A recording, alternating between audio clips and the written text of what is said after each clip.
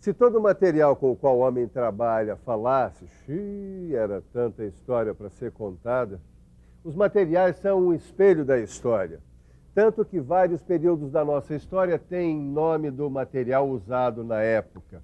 Idade da pedra, idade do bronze, idade do ferro. É mole?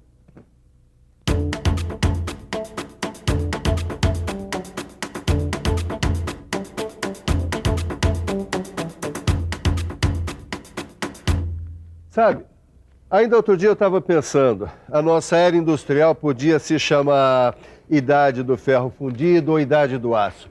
Pois se eles são os materiais mais utilizados no mundo da mecânica, é na construção civil, é na indústria elétrica também. Pode conferir, você vai encontrar o ferro fundido e o aço fazendo bonito. Agora, sabe aonde eles vão fazer bonito hoje? Aqui na nossa teleaula de materiais. Você vai ver de onde vem a matéria-prima dos automóveis e da maior parte dos eletrodomésticos. Vai ver como evoluiu a utilização dos metais na nossa história e vai conhecer a composição química de alguns deles. Você vai ver também como é o processo de preparação para transformar os minérios em matéria-prima da indústria. Você vai ver um pouco da história da indústria, meu camarada. Você vai ver do que é capaz a curiosidade humana quando encontra pela frente as jazidas de metal. Pela frente não, que as jazidas de metal estão aqui embaixo, na crosta terrestre.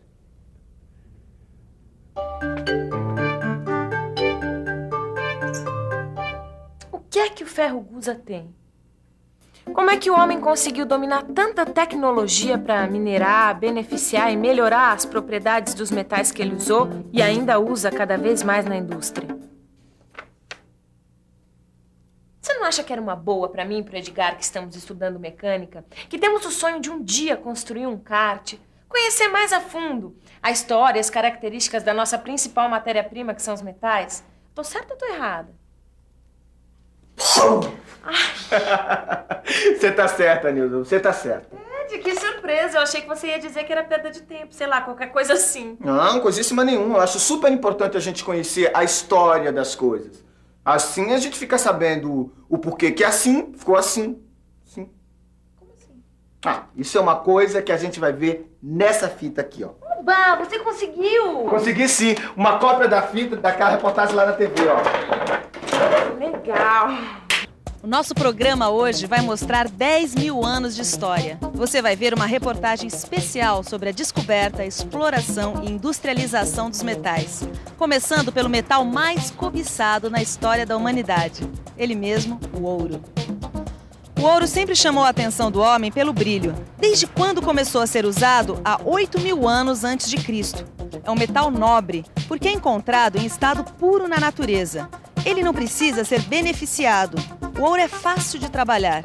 Ele transmite energia com facilidade. Não é duro e não tem muita resistência mecânica. Agora, como o ouro é muito dúctil, ele não serve para fazer ferramentas. Agora, como matéria-prima para ferramentas, o primeiro metal a ser usado pelo homem foi o cobre. O cobre começou a ser usado há 4 mil anos atrás. Os primeiros artesãos descobriram que ele era maleável, mas ficava mais duro quando era martelado por outra ferramenta. Tá vendo? O cobre faz o gênero bate que eu gosto. Os artesãos daquela época descobriram que o cobre era muito fácil de soldar.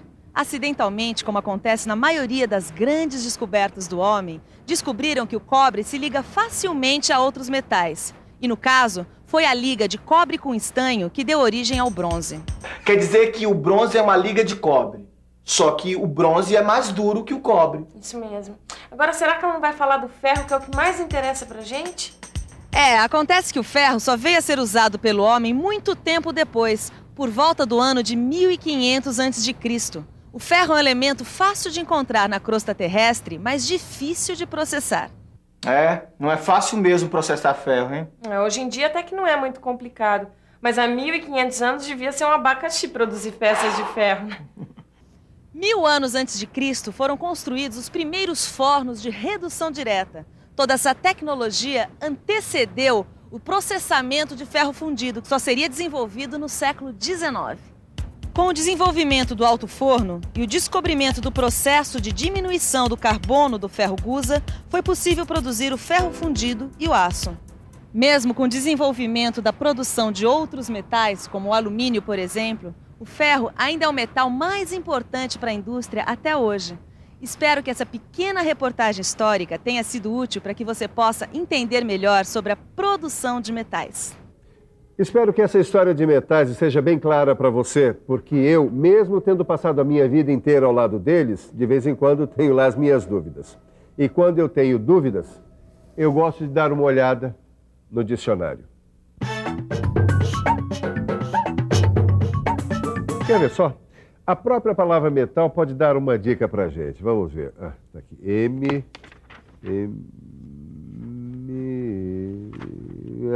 Tá aqui, metal em estado sólido.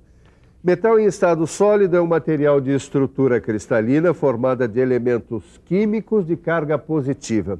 A gente viu estrutura cristalina na última teleaula. As propriedades do metal são a dureza, a resistência mecânica, a plasticidade, a condutividade térmica e elétrica. E aí? Deu pra pegar a história? Não, até que deu. Só que eu ainda tenho uma dúvida. Qual é a diferença entre o ferro fundido e o aço, hein? E agora ela me pegou. Eu vou mostrar pra você a diferença entre o ferro fundido e o aço pra você nunca mais esquecer. Para um material metálico ser ferroso, ele tem que ter o ferro como principal elemento na sua composição. Quando a quantidade de carbono presente nesse material metálico ficar entre 2 e 4,5%, aí você tem o ferro fundido. Agora, quando essa quantidade de carbono ficar abaixo de 2%, aí você tem o aço. Deu para entender? Hoje em dia a gente encontra ferro fundido e aço em tudo quanto é lugar. Você só não vai topar com esse tipo de material na natureza. Tudo que você vai encontrar nesse mundão de Deus, e isso se você tiver uma picareta por perto, é minério de ferro, que é como uma pedra, e que deve ser processado antes de poder ser transformado em ferro fundido ou aço, entendeu? Em outras palavras, quer dizer, alguns metais são puros, como o ouro e a platina, enquanto outros só aparecem misturados com outros elementos, sob a forma de minérios. Essa é que é a história. Peraí. Tem uma história que eu gostaria de entender melhor. Os metais, eles podem estar puros na natureza, certo? Certo, Edgar. Ou na forma de minério, certo? Isso mesmo. E o Brasil tem reservas de minério de ferro abertas, sabia? As grandes concentrações de minério de ferro são chamadas jazidas. O Brasil tem grandes jazidas de minério de ferro. A nossa produção de minério de ferro abastece as siderúrgicas brasileiras e é exportada para muitos países do mundo. Tudo bem, mas em qualquer lugar do mundo, esse minério de ferro tem que ser preparado para servir como matéria-prima do alto forno, né?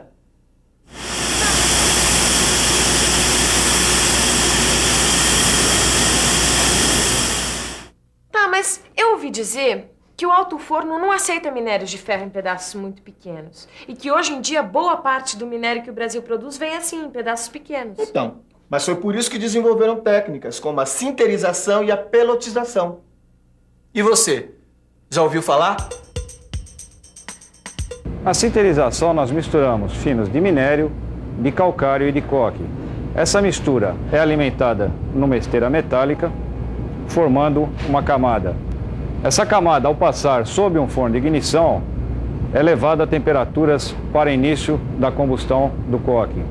A partir do forno de ignição, uma grande quantidade de ar é passada por essa mistura, ocasionando a queima de todo o combustível.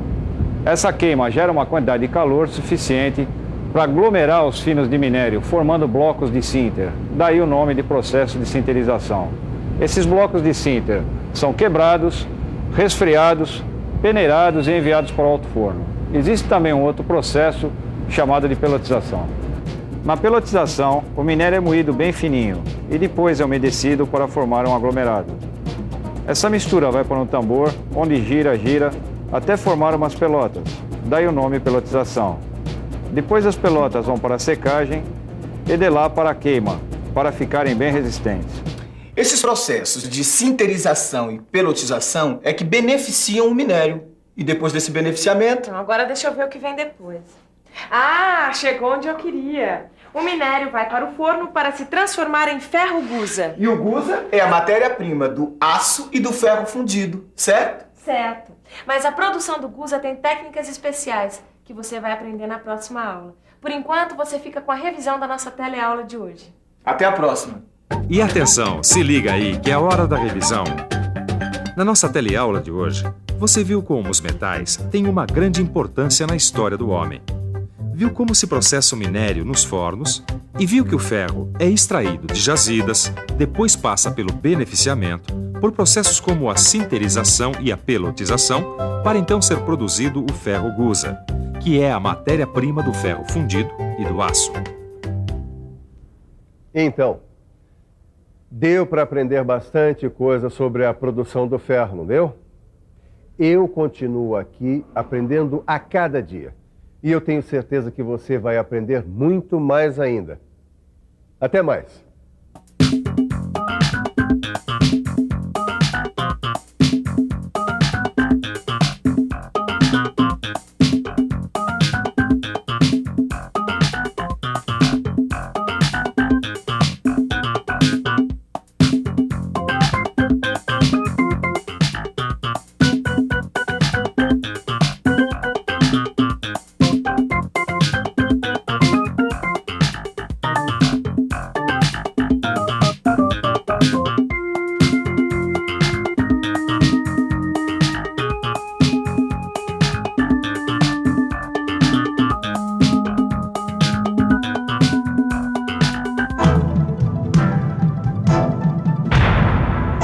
Telecurso 2000, um programa de educação do Sistema Fiesp e da Fundação Roberto Marinho.